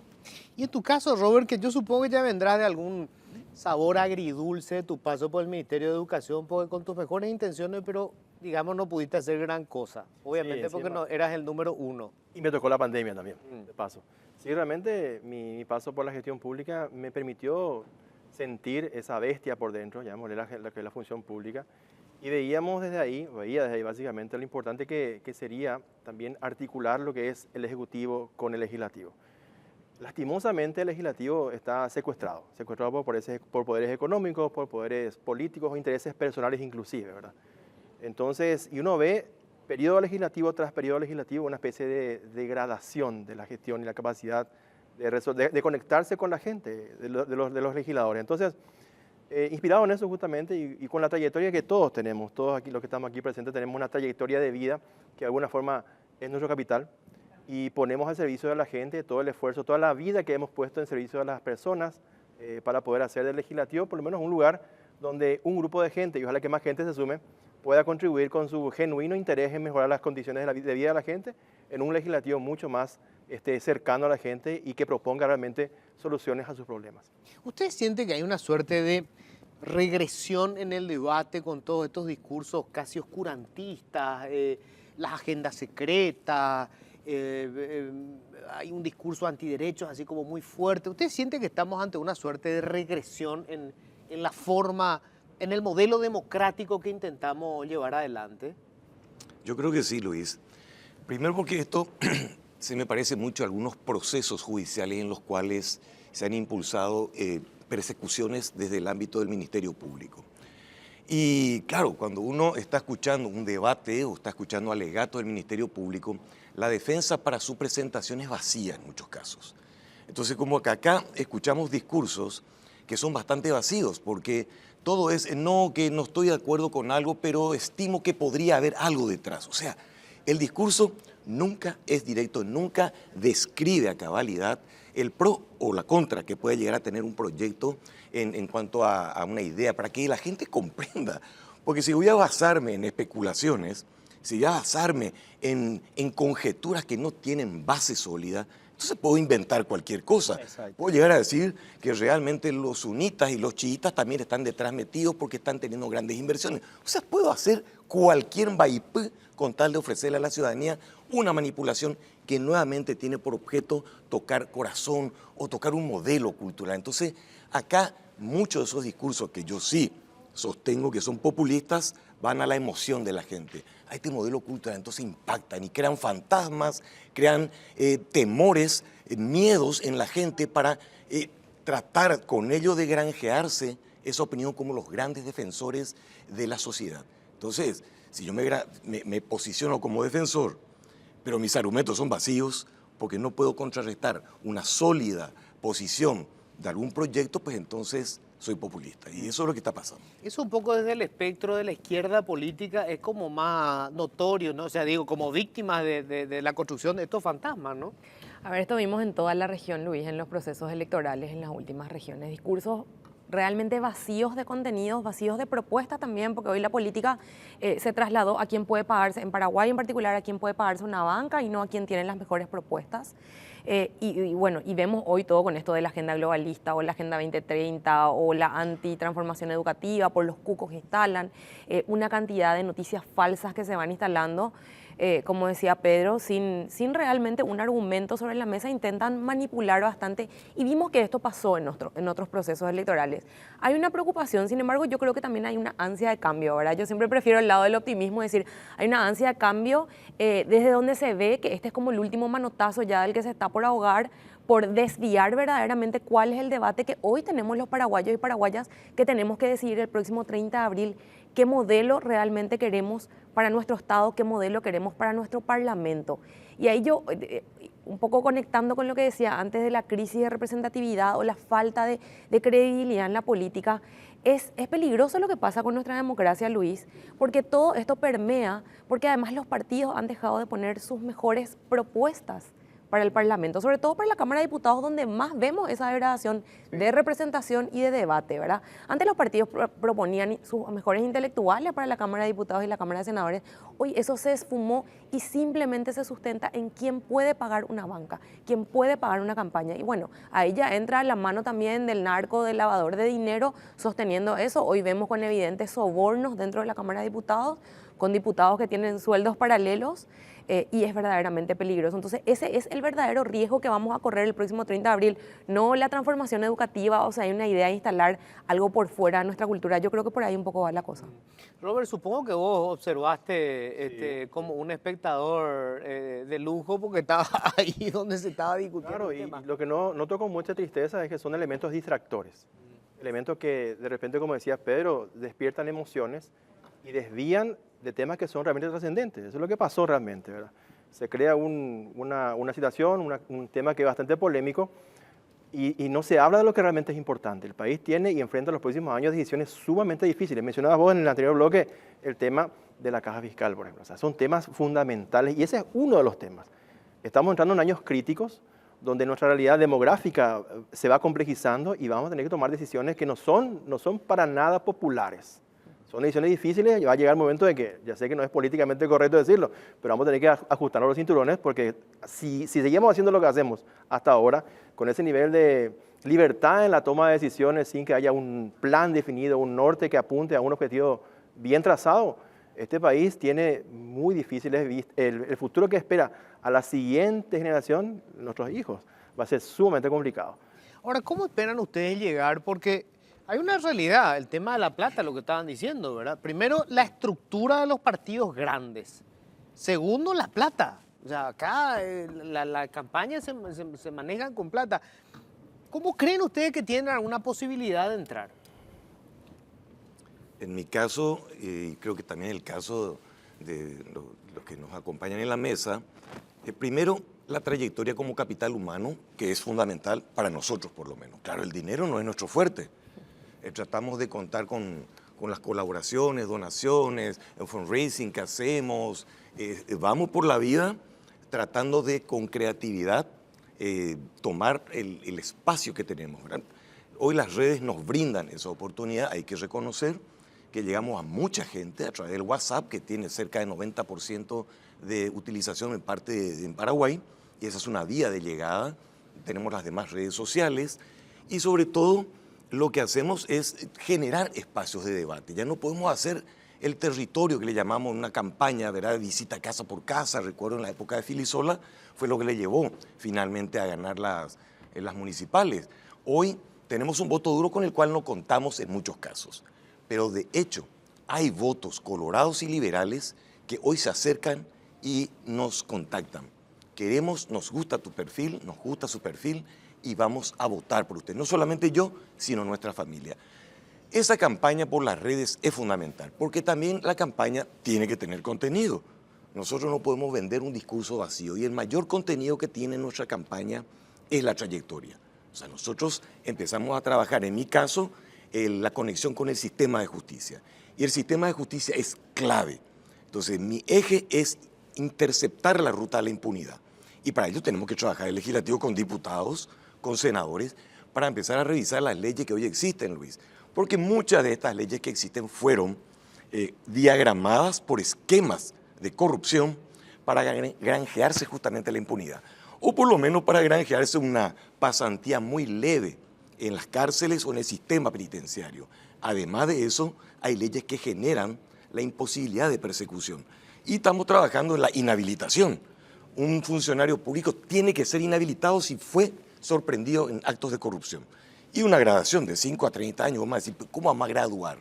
Claro, porque los ilegalismos que están por acá, desde el que a fin de año pasa con la tarjetita de la basura, o el cartero que dice, viene su cartero, viene el basurero, está buscando una bonificación, ¿verdad?, de cada uno de los ciudadanos. Esos son ilegalismos que se consienten, pero hay otros ilegalismos, el que está en las instituciones públicas para hacer el favor, te hace correr más rápido algo. Todas esas son pequeños actos de corrupción. Entonces la gradación implica de 5 a 30 años. Un acto de corrupción muy grande debería inhabilitar a un funcionario público por 30 años. Por lo tanto, acompañando a una sanción penal, va también una inhabilitación, porque no podemos contar con una persona en el servicio público. Y hay tanto, Luis, como eso que te decía de las cárceles, revisar el sistema penitenciario. Es la gran empresa en una economía marginal. Entonces, ¿cómo trabajar coordinadamente con la sociedad para decirle, vamos a dar respuesta al sistema de justicia? Y el sistema, el poder legislativo debe coordinar, como lo decíamos recién, tanto ejecutivo, legislativo y poder judicial. Debemos coordinar y ejercer control. A ver, ¿cómo van a hacer ustedes? Me parece muy interesante el de poner la trayectoria. Yo creo que funciona. Ahora, ¿cuánto esto le llega al gran electorado? Ese es el tema, ¿verdad? Cada quien, como decía Pedro, usa la creatividad de repente como estrategia, todos en común. A todos nos respalda de alguna manera nuestra trayectoria. En el caso particular mío, apunto al tema de participación ciudadana. Es la construcción que bien conoces, a lo largo de muchos años logramos que pudiésemos modernizar mecanismos de participación. Y realmente eso es muy importante porque va a permitir que la gente también tenga capacidad de incidencia en temas que son controversiales. Hace un par de días lanzamos una iniciativa popular que plantea reducir la cantidad de integrantes de las concejalías departamentales, por ejemplo. Eso realmente, Pedro, Joana o yo, si somos legisladores y presentamos como legisladores eso en el Congreso, va a ser muy difícil que eso prospere porque estamos realmente dejando a ciertos operadores políticos sin sus punteros pagados por el Estado. En términos prácticos, eso es lo que ocurre en ese caso. Entonces, independientemente de cuáles sean ciertos temas, hay cuestiones que necesariamente tienen que contar con el apoyo de la gente. Porque el poder legislativo, así como está secuestrado en un 80% por intereses políticos sectoriales, difícilmente se anime a atentar contra sus propios intereses. Entonces mi sueño es que la gente participe, mi sueño es que la gente de repente se manifieste a través de las firmas que puedan hacer a propuestas que van a ir dándose. O sea, tu estrategia es que la opinión pública te acompañe y que eso termine forzándole la mano a la clase política. Claro, con propuestas concretas. Claro. Vamos a disminuir la cantidad de concejales departamentales. Claro, tiene que ser una cuestión... El diputado Núñez fue el primero en saltar, en este caso, como en contra de aquello, ¿verdad? Lo cual te vino muy bien, claro. Bastante bien, bastante bien. Y bueno, ahora se cayó, no dijo más nada. Se dio cuenta ya del efecto que tuvo. Sí. Sin embargo, creo que es ese tipo de decisiones lo que la gente espera. La gente espera racionalidad en la toma de decisiones. Lastimosamente no se siente partícipe. Esa desconexión que decía Joana, esa falta de representatividad, se manifiesta todos los días. Hoy tenemos una herramienta, y ese es el eje de mi campaña, con la cual todos juntos, estemos donde estemos, incluso gente del extranjero está participando, puede hacer posible que las decisiones que se tienen que tomar, y lo digo así tangentemente, que un legislador, un Quijote moderno, no va a poder hacer posible realidad en el Congreso, pero sí con el apoyo de la gente. Y hay muchos ejemplos, Luis, que se pueden después sacar a luz como muestras de lo que se puede hacer desde afuera con el apoyo de la gente. Joana. Por supuesto que el trabajo, lo que hicimos toda nuestra vida, ¿verdad? Trabajar para conseguir conquistar un poco esos corazones y esas cabezas para el día de la elección. En mi campaña en particular, trabajar sobre el 54% de los jóvenes entre 18 y 39 años que están habilitados a votar, que son los que menos votan y menos participan también en elecciones, sobre todo los que están entre 18 y 25, llegando a través de redes sociales, visitas casa por casa, trabajando y elaborando propuestas de forma participativa, creo que es el camino. Ahora hay una realidad y es que es difícil ir contra una estructura súper consolidada. Por eso yo insisto mucho siempre, el día de la elección tenemos que hacernos la pregunta, ¿con la sangre de quién están manchados los billetes con los que compran los votos? Hagámonos esa pregunta todos los días y qué nos prometen para los próximos 5 años, ¿verdad? Creo que apelar un poco a la conciencia de la gente es lo que vamos a transitar durante toda esta campaña. Va a ser verdaderamente difícil. pero viendo del lado optimista también tengo que decir, hay muchos jóvenes comprometidos hoy. Jóvenes, más jóvenes que yo, que están involucrados en la campaña de la concertación. A mí eso me da mucha esperanza de que algo puede cambiar verdaderamente. Creo que mi generación es la generación que llegó para dar fin a esta eterna transición democrática que vivimos desde la caída de la dictadura de Stroessner. Y bueno, me parece fundamental que varios jóvenes se involucren hoy, que estén dentro de la campaña en distintos lugares, que hayan asumido candidaturas a diputados, a concejales departamentales. Creo que ese es el camino y que juntos vamos a reforzar un poco el mensaje de la importancia de la participación. Quiero saber qué opinan sobre esto que ha revelado la Abogacía del Tesoro a través del embajador de los Estados Unidos en conferencia de prensa. El embajador, el representante diplomático del gobierno que debe tener probablemente uno de los servicios de inteligencia más desarrollados del planeta, dice que el expresidente Horacio Cartes ha pagado sobornos a legisladores y funcionarios públicos y habla de montos de entre 5 y 50 mil dólares. O sea, así con esa firmeza, porque es una acusación leída en una embajada, en representación de un gobierno. Yo no vi que haya ninguna reacción de parte de los presuntos o los posibles sospechados, ¿verdad? Porque, digamos, los legisladores son los que supuestamente recibieron el soborno. Hay un silencio total, o sea, nadie exige al gobierno paraguayo que le pida a su par de Estados Unidos acceder a esas pruebas, porque esas pruebas están en algún lado. Aunque no tengan valor jurídico, tienen valor político, ¿verdad? Aunque no pueda presentar en un tribunal, pero obviamente si se exhibe hay una grabación que se tomó ilegalmente, pero la grabación está, o alguien que declaró, pero no existe nada de eso, o sea, es como si se diera por hecho que esto ocurre nomás luego y que es normal. Yo creo, perdón. No. Se confirmó lo que ya sabíamos. Lo de la bolsa negra con dinero que circulaba, y había inclusive una persona que estaba designada como el que entregaba el mensalado a sus colegas, eso ya era conocido, ¿no? Nos vienen a contar algo que ya sabíamos. Obviamente la corrupción así, a ese nivel, no deja ningún tipo de evidencia, pero se sabía. Y yo creo que la gente ahora, por lo menos ante la presión que vamos a recibir, que reciben desde el norte, están, creo yo, bastante preocupados.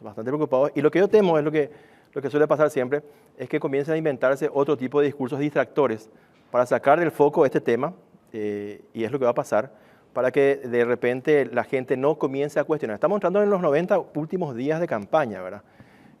Si la gente comienza a auscultar y a pedir... Pero pues yo digo, el caso de los legisladores, pues viste que todo pues se concentra en Cartes que pagó el soborno. Pero ¿y los que eran sobornados? No, O sea, está hablando de todo el Parlamento y después...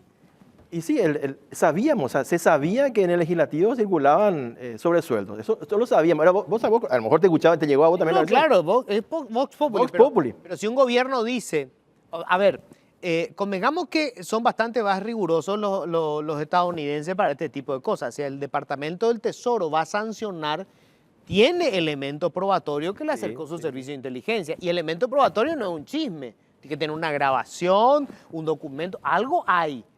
El acceso a ese algo debería ser una obligación de nuestro gobierno, porque se está hablando de un hecho de corrupción que afecta nada menos que a la institución del Congreso. Ahí yo quiero poner en perspectiva lo siguiente. El sistema norteamericano es mucho más flexible y mucho más apto para la persecución de actos de corrupción de este nivel. O sea, su estructura está preparada para justamente llevar, procesar, condenar a determinado tipo de personas cuando su servicio de inteligencia, que cuenta con facilidades mucho más amplias que las nuestras, lleva entonces al ámbito del fiscal. El fiscal tiene una causa probable, esa causa es presentada y puede ir directamente dependiendo si es un crimen, un delito federal, un crimen federal ya. Entonces, tiene su sistema mucho más expeditivo. El nuestro, yo hasta tendría mis temores de que acá el sistema de justicia paraguayo quisiera abrir una investigación. ¿Por qué? Porque es el territorio que hemos visto hasta este momento una impunidad absoluta, donde el Ministerio Público tiene una miopía, no sufre, o catalepsia, ¿verdad? Queda duro, no sabe qué hacer ni para dónde ir. Entonces, prefiero, en este caso, que si cometen delitos que afectan a intereses de otros países, pues en esos países lo que se los lleven, que se vayan ellos, y no nuestros compatriotas que van a España o que van a otros lugares a pedir ayuda que este gobierno, este país, este Estado, de algunos de esto, ¿verdad? Porque digamos que las estructuras están ahí y son los gobernantes los que están en este momento en cooptación a otros poderes, en este caso el legislativo, comprando, sobornando, logrando objetivos. Entonces, si nuestro sistema de justicia lo va a investigar, yo tengo mis dudas, porque no confío realmente hoy en la capacidad de investigación y la libertad de investigación que pueda tener un ministerio público, porque si no, como lo decíamos recién, esto ya se viene viendo hace rato, ¿verdad? Para mí, esta sí es la pérdida de la soberanía. Cuando nosotros dejamos de confiar, nosotros preferimos que le juzgue la justicia afuera porque no creemos en nuestra justicia. Así mismo es. Además, estamos hablando de una persona con nombre y apellido, Horacio Cartes, que ya tiene estas prácticas de forma sistemática. Es decir, en su momento no podía ser presidente del Club Libertad, sobornó, cambió estatutos, presidente del Club Libertad. Después no podía ser candidato a presidente por la ANR, el mismo esquema. Viene repitiendo el mismo esquema, es decir, además de que él repite el mismo esquema, hay una cantidad de cómplices a su alrededor en distintas instituciones y sobre todo dentro de la ANR con todo el sector cartista y bueno, y algunos que hoy ya no son tan cartistas, pero que en su momento también dieron votos para permitir su candidatura y para permitir un montón de cuestiones más que se dieron, ¿verdad? Por eso que creo que desde el 1 de mayo es importante que quienes lleguemos a la Cámara de Diputados y de Senadores, en el caso de los dos colegas que me acompañan, trabajemos fuertemente en delimitar de forma segura el ingreso de dinero sucio a la política, ¿verdad? Porque esto es lo que viene permeando todas nuestras instituciones y es difícil de controlar y es difícil de competir también contra ese dinero de las elecciones, porque normalmente es dinero que se mueve en cash, ¿verdad? En efectivo. Sí. Es muy complicado. En algunos casos sí, igual ya se comprobaron también transferencias ahora. O sea, igual cada vez es más burdo y cada vez se comprueba más, como decía Robert, lo que ya sabíamos, pero también hay una cantidad de cómplices que hoy no están siendo investigados por un sistema de justicia que es absolutamente cómplice, ¿verdad? Por menos y por lo que ya se destapó en las últimas semanas, vimos que la Fiscalía intervino, por ejemplo, en la Municipalidad de Asunción. Y estamos hablando de un esquema que también involucra al actual intendente, involucrado en casos de corrupción y un sistema de justicia que le sigue protegiendo, una fiscalía que nunca intervino en la Municipalidad de Asunción, por ejemplo, y todos personajes cartistas, ¿verdad? El intendente, Wilfrido Cáceres, que fue su jefe de administración y su jefe de gabinete, bueno, una cantidad de personas involucradas en casos de corrupción que hoy no están siendo perseguidas. Y aprovecho, Luis, para decir, una de mis principales propuestas como diputada va a ser conseguir los votos para lograr la intervención de la Municipalidad de Asunción, que tiene casos comprobados de justicia desde antes que Nenecho Rodríguez sea electo nuevamente. Y ese tipo de cuestiones creo que necesitamos avanzar en los próximos años. Si un intendente electo es condenado por la justicia y pisa la cárcel, creo que en algún momento vamos a dar ejemplo del camino que queremos perseguir y recorrer en los próximos años como país. Si renunciamos a esas posibilidades, a que los corruptos lleguen a la cárcel en este país, bueno, probablemente ya convertiremos nuestro Estado en un narcoestado y solamente avanzaremos hacia lo peor. Tengo que hacer la pausa. Vamos a hablar enseguida de cuál sería, digamos, la propuesta más importante para ustedes si llegan al Parlamento, ¿verdad? ¿Con qué proyectos irían? Quiero cerrar nomás el tema de la soberanía nacional para gente que se llenó la boca, ¿verdad? Que se pierde la soberanía. Perdemos la soberanía con esto, gente. O sea, sé honesto, vos que me estás viendo, ¿vos crees que nuestra justicia es capaz de investigar y determinar si es o no responsable o las personas que fueron involucradas en este supuesto pago de soborno son o no responsables, o preferís que sea la justicia de los Estados Unidos la que los juzgue? ¿En quién confían más? Eso es lo que determina si somos o no un país soberano. Lista 2, opción 2, ¿verdad? Sí. Lista 2, opción 2, acá está. Esta es toda la inversión multimillonaria, obviamente los narcos están detrás tuyo, claramente. Pedro Mayor Martínez es lista 9, opción 10. Viste, acá está. Otro gran financiamiento, claramente. Para ahorrar papel, código QR atrás. Código QR atrás. Genial. ¿Y en tu caso? Si tenemos una emergencia policial, ¿a qué número llamas? 911. Lista 9, opción 11. Muy bien, qué rápido lo sacó, ¿eh? Lista 9, opción 11. Sí. Ahí está, bueno. Está toda la creatividad invertida con la falta de recursos, ¿verdad? En mi caso, un Respondiendo 10 la entra pregunta. al Parlamento. Yo sé que a mí lo que me asusta del Parlamento que tenemos hoy no es las diferencias ideológicas, que me parece a mí sumamente saludable que haya diferentes formas de ver el mundo y de encarar sus problemas y sus posibles soluciones. Es la mediocridad no es solamente que sean corruptos, encima son burros. O sea, qué difícil es poder debatir cuando no hay un nivel mínimo, ¿verdad?, para poder establecer el debate. Cuando uno escucha a veces estos debates parlamentarios son realmente vergonzosos. Pero bueno, ¿cuál es la propuesta más importante que llevarían ustedes, su caballito de batalla, digamos? Yo tengo 3 ejes, Luis, y todos casi están vinculados con el sistema de justicia, porque finalmente en la Alianza Encuentro Nacional tenemos diferentes sectores que también abonan un territorio determinado: educación, salud, justicia. En cuanto a la justicia, sabemos que el déficit en la justicia, y la ciudadanía sabe muy bien, el acceso a la justicia es hoy una deuda pendiente. El acceso a la justicia, desde un punto de vista de las crisis que se presentan en los diferentes ámbitos, tiene un impacto muy grave en el ámbito penal. ¿Qué supone el acceso a la justicia? El acceso a la justicia parte del hecho de que si soy un individuo, más allá del concepto restringido, o sea, el concepto restringido que te lo doy, porque acceso a la justicia, hablamos de justicia social, hablamos de que la gente tiene que tener acceso a salud, a educación, a trabajo, a vivienda. Restringe un poco el alcance del concepto a el acceso a la justicia como crisis que se presenta en la convivencia humana que requiere la intervención de un juez. Entonces, hoy sabemos que en el ámbito penal tenemos que revisar las normas para aquellos hechos que, por ejemplo, se denominan hechos punibles de acción penal privada. Hoy, para esa gente que es víctima de un hecho punible de acción penal privada, tiene que pagar un abogado. Exacto. Y yo no tengo dinero para pagar un abogado. Entonces tenemos que revisar esa normativa para modificar de nuevo lo que en su momento formó parte de una estrategia para no debilitar a un Ministerio Público que emergía como nueva institución en el 2020. Entonces, sacamos una serie de delitos que eran de acción penal pública, que debía investigar el Ministerio Público, y tiramos eso sobre las espaldas del pobre ciudadano, que encima no tiene dinero y entonces tiene que asumir y naturalizar que puede ser violentado por el político de turno, por el prepotente de turno, etcétera, porque no tengo dinero. Entonces eso hay que cambiar. En algunos aspectos hay que volver a decir al Ministerio Público: usted tiene que proteger a la ciudadanía. Lo otro tiene que ver con revisar, porque está muy conectado y está muy permeado el sistema policial que trabaja con el sistema de investigación del Ministerio Público. Sabemos perfectamente que un alto porcentaje de la fuerza policial está tomada.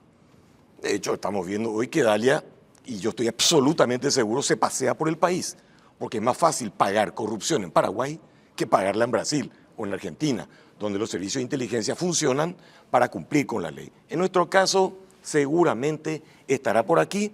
Espero que se la encuentre para que rinda cuenta con la justicia. Revisar las leyes, Luis. Hay muchas leyes que tienen que ser revisadas y mejoradas en beneficio del sistema de justicia para que no haya impunidad. Hay otras cajoneadas, metidas en lo profundo porque no convenía al esquema político del momento que aparezcan en escena, que permiten, como ahora lo estamos viendo, estas propuestas con iniciativa legislativa que empiezan a hacer sonar la campanilla para ver la alerta de que hay cosas que tienen que ser tratadas. ¿Qué por ejemplo? ¿Qué ley? Leyes que tengan que ver con iniciativa popular, por ejemplo, que en el Código Procesal Penal tiene la posibilidad de intervenir un sector de la ciudadanía acompañando al Ministerio Público en acciones que tengan que ser impulsadas. Porque si el Ministerio Público no investiga, pues entonces nadie investiga. Esa es una cuestión que tenemos que empezar a hacer, a revisar. Si hay un sector de la sociedad afectado por un determinado tipo de delitos, puede intervenir en el proceso impulsando, devolver al particular, por ejemplo, la posibilidad de la querella autónoma, porque en delitos que afectan a agentes del Estado, tortura, si el Ministerio Público no ve o no encuentra el hecho punible, entonces termina todo. Y el particular afectado no puede pedir que esto vaya ante un juez. Tenemos que permitir que en determinado tipo de hechos punibles el querellante, el particular afectado, pueda exigir al juez que esto vaya a juicio oral y público. Además de esto, hay que proteger y fortalecer el sistema de justicia, porque al fin y al cabo es un poder del Estado donde todo se termina. Corte Suprema de Justicia, hay que revisar seguramente los mecanismos, potenciar y exigir por la ley mayores condicionamientos para que una persona pueda llegar a ser ministro de Corte Suprema. No cualquiera puede acceder a esa máxima instancia. Y quizá con el tiempo, cuando haya algo más de seguridad en el ámbito de lo político y haya más madurez en lo político y haya más educación, que la gente sea más contralora de la actuación de nuestra y de los otros actores políticos, entonces pensemos en un ajuste constitucional. Pero hoy es para mí impensable hoy en este modelo tomado por la narcopolítica que nosotros pensemos en tocar la Constitución. Me quedo con ella. Entonces, 3 ejes: lucha a la impunidad, intervenir todos los involucrados, los concernidos, revisar las leyes, las que no salieron y las que están, y fortalecer el sistema de justicia, buenos fiscales y buenos jueces. Perfecto. Qué increíble escuchar a Pedro. Qué lujo sería tener gente así en el Congreso, gente que tiene trayectoria y capacidad. Así que escucho así atentamente. Y también la diversidad de focos y de interés que tienen la nueva generación de legisladores que postulamos a estar ahí. 3 ejes los míos también. Educación, estuve dentro y conozco la complejidad. En educación, cualquier suposición que uno tenga desde afuera es superado por la realidad que uno vive ahí. Entonces es complejo. Una de las cuestiones que parece un tema menor, pero afecta muchísimo la operatividad del ministerio, tiene que ver con la alta alternancia en ministros de educación. ¿Está bien? Cada 18 meses se cambia de ministro, y eso implica, en términos operativos, que el ministerio se para 6 meses antes y 6 meses después de que la persona entra.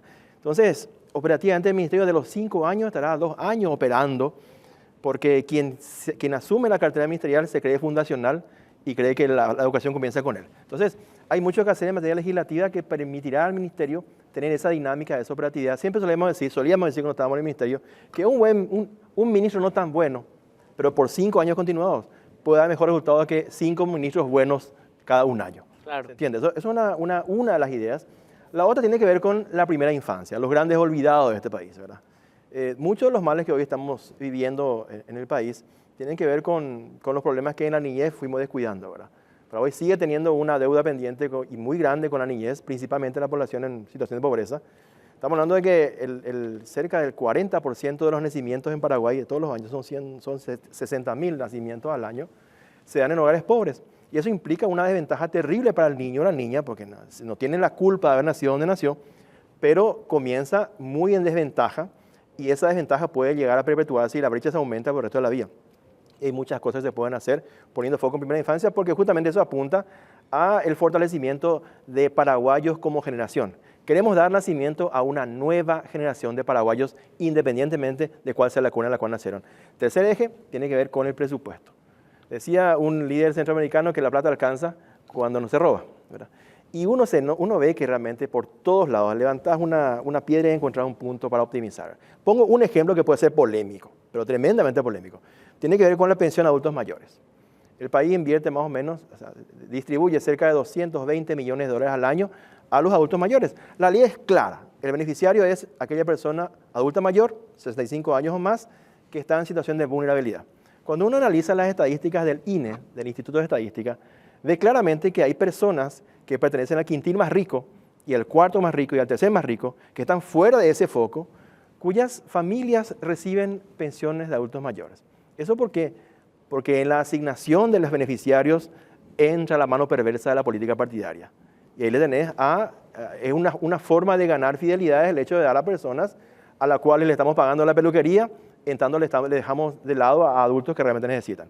Ahí hay más o menos 100 millones de dólares que el Estado, si nos ponemos las pilas, como se dice, podemos recuperar o reasignar realmente a adultos mayores que realmente necesitan, ampliando la cantidad de beneficiarios o llevando eso, por ejemplo, a educación. Y un tema que finalmente nos gustaría trabajar es el tema de la calidad de la representación. Y ahí, hablando un poco con algunos amigos, se nos ocurrió, y eso difícilmente, compañeros, futuros colegas, va a surgir del legislativo. Estamos hablando de una idea, puede ser disruptiva, que tiene que ver con un índice de gestión legislativa. Vos bien decías, la Cámara de Diputados principalmente, disculpa Joana, últimamente ha dado un desempeño bastante lamentable, ¿verdad? Dejaban sin quórum, rabonas, de repente el nivel de discusión y casi ninguna propuesta legislativa. Entonces, si cada uno de nosotros, cada uno de los 125 legisladores, con ciertos parámetros que pueden ser medibles perfectamente, fuera del subjetivismo, ¿verdad?, pudiésemos tener una especie de nota o calificación que nos permita a nosotros decir, este es un senador 5 estrellas, o este es un diputado súper popular con muchos recursos, pero 1 estrella. Entonces, de esa forma, le vamos a dar al elector un parámetro muy fuerte y muy sólido a la hora de decidir su voto en las siguientes elecciones. Eso no lo vamos a conseguir, compañeros legisladores, como propuesto tuya o tuya, porque va a haber una resistencia enorme a que eso se haga realidad. Entonces, es una de las iniciativas que vamos a lanzar de vuelta a través de la gente esa. Perfecto, No Joana. tengo problema de acompañar esa. Sí, un montón de apuntes, yo me asusto ya, si está con la agenda ahí. En algunas propuestas coincido con mis colegas acá, ¿verdad? Y me parece importante además que pensemos cuestiones que podemos trabajar tanto desde la Cámara de Diputados como de las de senadores de forma más articulada. Uno de mis principales focos va a estar en la búsqueda de la transparencia. Y no solamente la búsqueda de la transparencia como una persecución a los delitos, que de eso hablaba un poco yo antes, con sí políticos que tienen que ser juzgados, condenados y tienen que ser llevados a la cárcel. Y hay una generación de jóvenes que tiene que ver que eso pasa en Paraguay para volver a confiar en la política, en la democracia y en nuestras instituciones. Pero por otro lado también la búsqueda de la transparencia a través de la mejora de legislación que ya tenemos o la profundización en algunos casos para todo lo que tiene que ver con controles internos, rendición de cuentas, acceso a la información que todavía no tenemos, digamos, optimizado dentro del Estado. Creo que es mucho lo que se puede hacer en ese sentido para mejorar, así que la búsqueda de la transparencia va a ser uno de mis principales focos. Porque claro, mientras que tengamos la corrupción enquistada en las instituciones, es difícil que las políticas públicas lleguen verdaderamente a las personas que más lo necesiten y todo se sigue tratando como una cadena de favores, como decía Robert, en el caso de la pensión de adultos mayores, en el caso de educación, salud. Otro de mis ejes en seguridad, porque el narcotráfico permeó realmente no solamente toda la sociedad, sino también todas las instituciones de nuestro país. Entonces creo que es muy importante ahí generar legislación que pueda ser efectiva en el combate al narcotráfico y todos los delitos conexos que eso implica. Y por otro lado también la educación, ahí coincido con Robert, mucho foco en primera infancia, vamos a poder trabajar articuladamente seguro, mucho foco en primera infancia pensando en que ir a la escuela no puede suponer un sacrificio ya en este país. Educación y salud es algo que el Estado tiene que garantizar y si bien desde el legislativo nosotros no podemos ejecutar políticas públicas, sí podemos delimitar de forma legislativa cómo esas políticas públicas impactan en la vida de la gente. Y creo que ahí es importante hablar de movilidad y de transporte para llegar a las escuelas y de un montón de cuestiones que muchas veces no se abordan, pero tienen que ser abordadas también desde el legislativo. Entonces, por ahí mis principales propuestas. Bueno, me quedé sin tiempo lamentablemente, pero bueno, creo que es un poco una pincelada así rápida de qué es lo que uno puede esperar si cualquiera de los tres o los tres llegan a estar en el Parlamento. Mi voto es porque los tres estén, ojalá. Yo creo que le van a dar prestigio al legislativo, por eso decidimos incluirles hoy en esta mesa de debate. Esto para decirle a la gente, no es cierto que no hay oferta electoral, hay oferta nueva. Ahora, si vos te vas y le votás al mismo boludo de siempre, el boludo sos vos. Ese es el punto, ¿verdad? Pero creo que se puede mejorar sustancialmente la calidad del debate y los resultados que se tengan en el legislativo. Ojalá lo tengamos, pueda yo después invitarle ya en su calidad de legisladores para seguir debatiendo esto. Muchísimas gracias. Gracias, Luis. Gracias. Gracias, Luis. Gracias, Pedro. Gracias. Bueno, nos tenemos que ir. Bueno, gracias por hacernos compañía cada domingo. Vamos a seguir nosotros escuchando las ofertas de los diferentes candidatos. Por supuesto, algunas veces vas a escuchar, te vas a irritar, vas a decir cómo pueden decir ese disparate. Pero bueno, toma apunte y después votar en consecuencia, ¿verdad? Gracias por la compañía. Que tengan todos un feliz resto de jornada.